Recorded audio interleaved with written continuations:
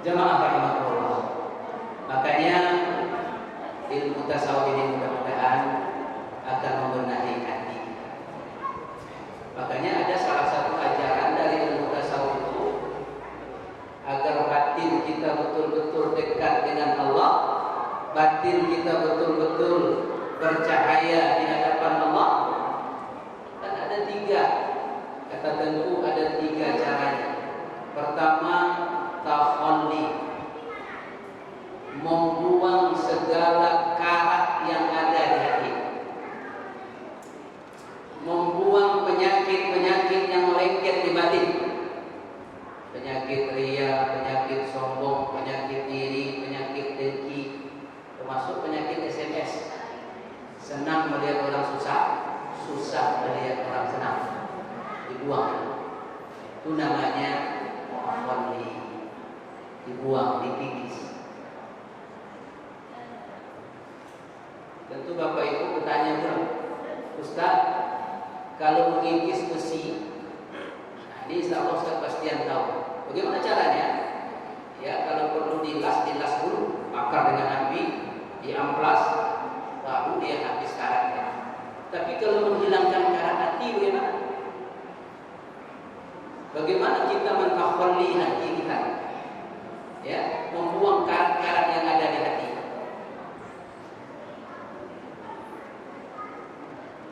Kalau membersihkan benda, membersihkan pakaian, membersihkan piring, itu dicuci.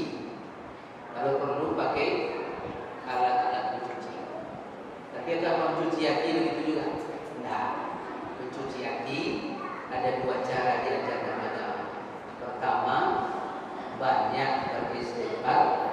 Yang kedua, selalu bertaubat kepada Allah.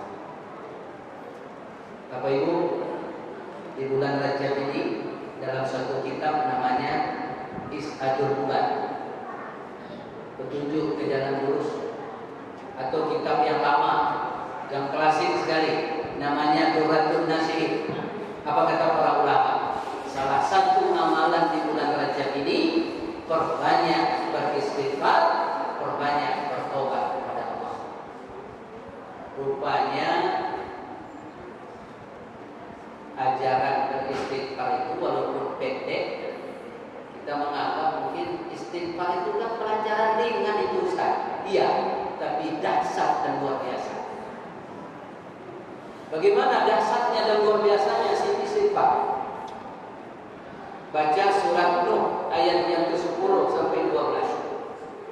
Nabi Nuh itu dulu dalam kisah surah Anbiya 950 tahun berdakwah. Tapi karena dasar umat Nabi Nuh ini banyak yang engkar dan keras kepala, susah untuk diajak kepada kebaikan. Termasuk anaknya. Siapa namanya? Kanan. Tidak bisa diajak oleh dia. 950 tahun terdakwah. Makanya Nuh itu, kalau dalam bahasa kita, Nuh itu kan artinya apa ya? Menangis. Setiap malam Nabi Nuh menangis melihat bagaimana nasib kaumnya yang tidak mau beriman dan dekat dengan Allah. Inilah perjuangan Nabi Nuh. Akhirnya datang perintah dari Allah, wahai Nuh, sampaikan kepada kaummu, ya, apa yang diajarkan oleh Nuh. Wahai kaumku, fastaghfiru rabbakum, maka hendaklah engkau beristighfar dan mohon ampun kepada Allah. Innallaha kana ghaffara, sesungguhnya Allah itu Maha Pengampun, Maha Penerima Tobat, Maha Pengampun. Betul diajak oleh Nabi Nuh. Setelah diajak, apa yang terjadi Pak? Luar biasa. Hanya dengan istighfar, di ayat 11 dikatakan yursilil ladina, maka langsung turun hujan, menjadi negeri itu menjadi subur dan makmur. Setelah itu apa lagi? Bertambah harta yang banyak, bertambah keturunan. Terjadi ketika itu kebun-kebun yang indah, bahkan sungai-sungai yang mengalir hanya dengan istighfar.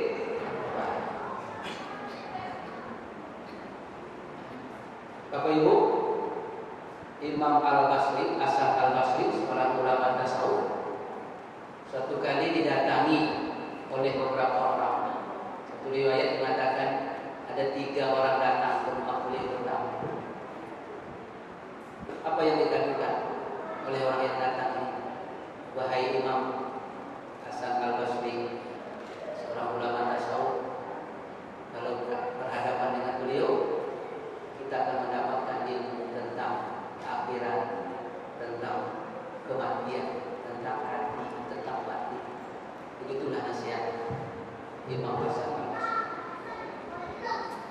Ketika datang, satu orang mengadu, wahai Imam Al-Basri, saya ini sedang ada masalah berat.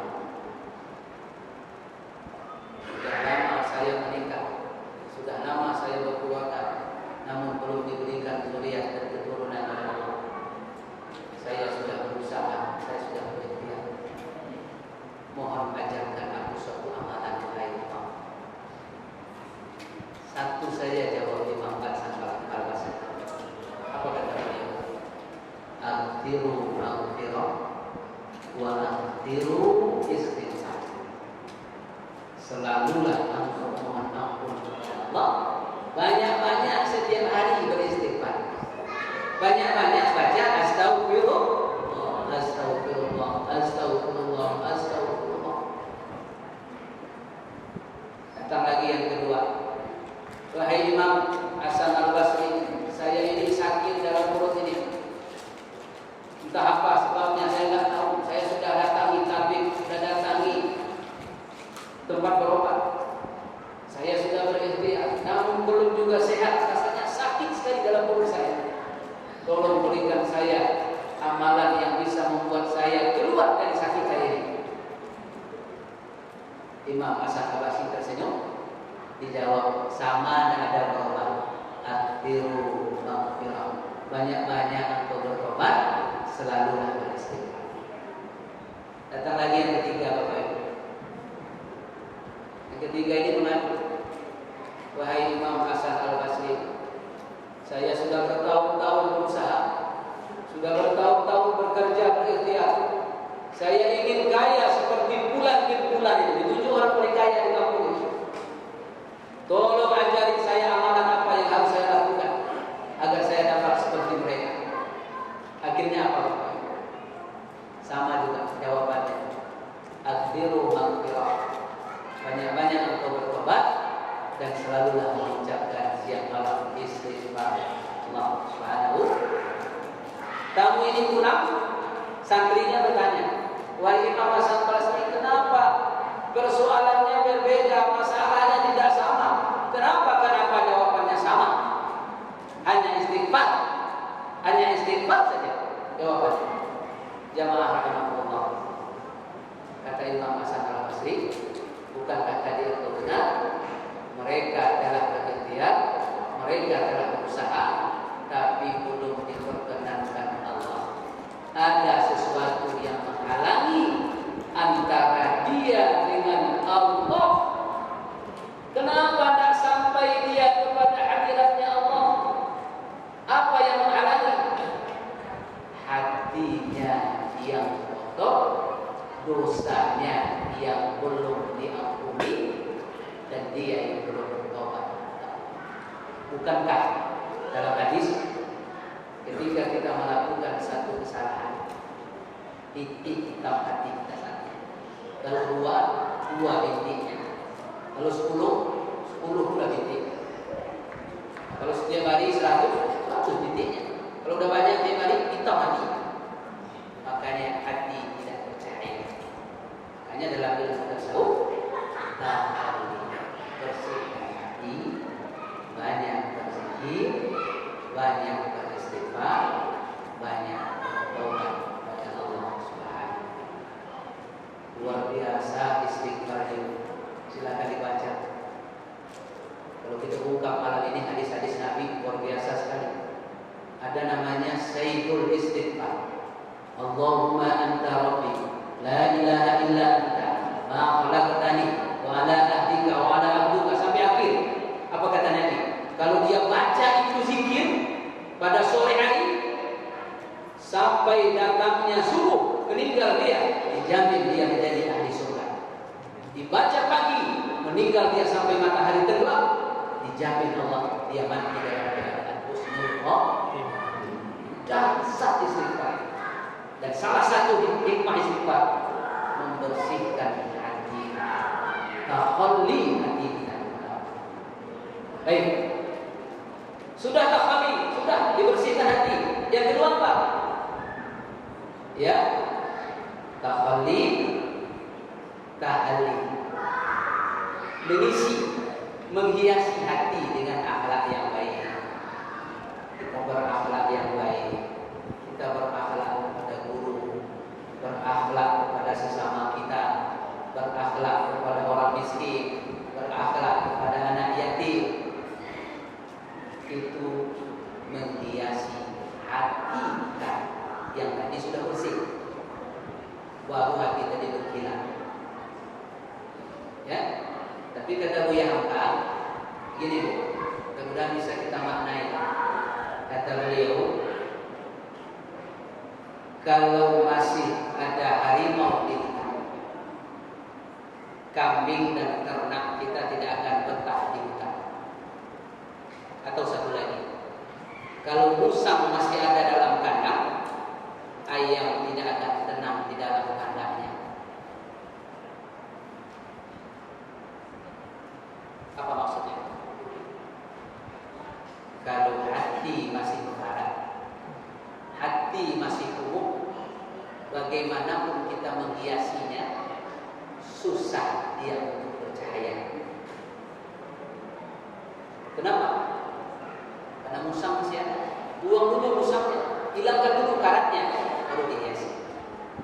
Baru kalau hati sudah dihiasi, terakhir kajian ini kita akan mendapatkan nur dari ilahi, nur dari Allah, sehingga kita dibimbing oleh Allah melalui para malaikat. Salah satu di antaranya orang yang hatinya bersih dan istiqomah kepada Allah, tatanazzalu 'alal malaikah, akan turun ke dalam hatinya malaikat untuk menjadi teman hidupnya. Mudah-mudahan dengan kajian tasawuf kita malam ini, dengan berzikirnya kita bersama-sama, hati kita semakin bercahaya. Mudah-mudahan semua kita menjadi memiliki batin yang bersih. Demikian barangkali yang dapat disampaikan. Mohon maaf dan terima kasih. Assalamualaikum warahmatullahi wabarakatuh.